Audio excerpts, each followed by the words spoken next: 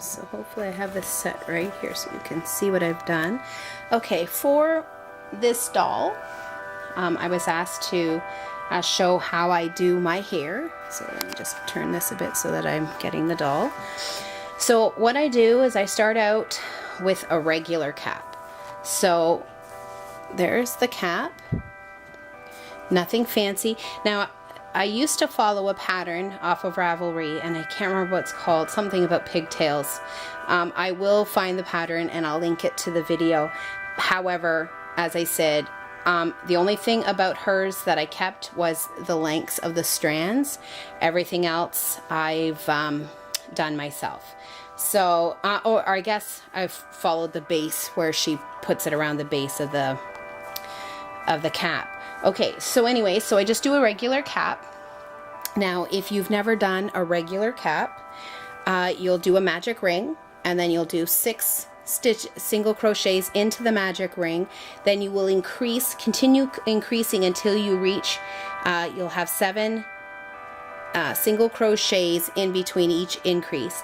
So once you reach 7, then what I did is the rounds after, I did just single crocheting, and I went till I reached about 20 rows. Now again, that will all depend on what yarn you're using.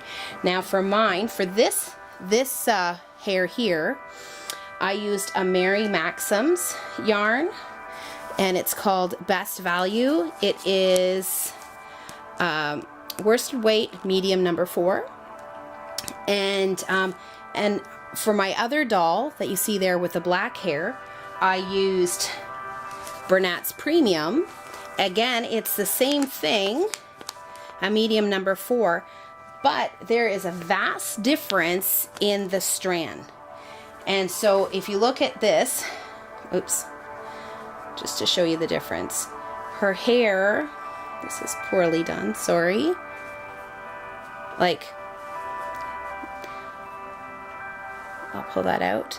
So not very thick, but then this one, okay, you know what, good idea to do is put them side by side.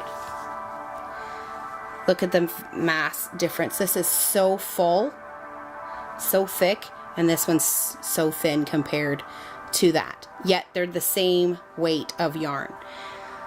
So anyways, okay, so for this one, it's the Mary Maxim normal cap, and then I sew the cap on, and then I do 2 different lengths, which I followed in the pattern.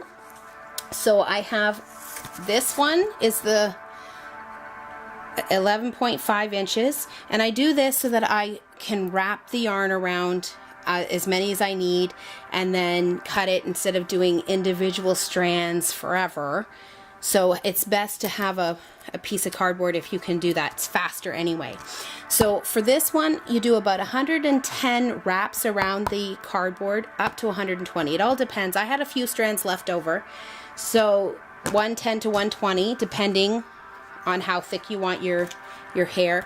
And for this one, this length is 14.5, and that's for your part.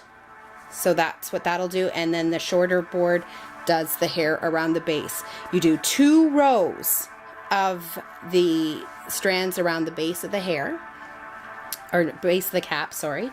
And then it's 40 strands on either side of the part. And how I do my part, I didn't like how the pattern did it. It was so tedious, and then it was tedious to sew on to the head. So all I do is I take a contrasting yarn and I run it from the nose, and what I'll do is I'll wrap it around the nose, and I'll put a piece into the head and then into the back of the nape of the neck to stabilize that yarn. And then I just latch on the yarn to the cap on either side of this yarn so that I get a somewhat of a decent part.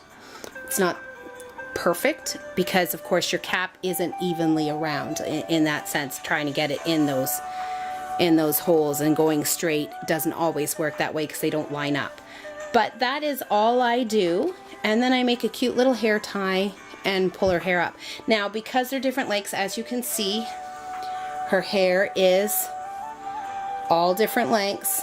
Well, 2 different lengths, but they hang in 2 different lengths.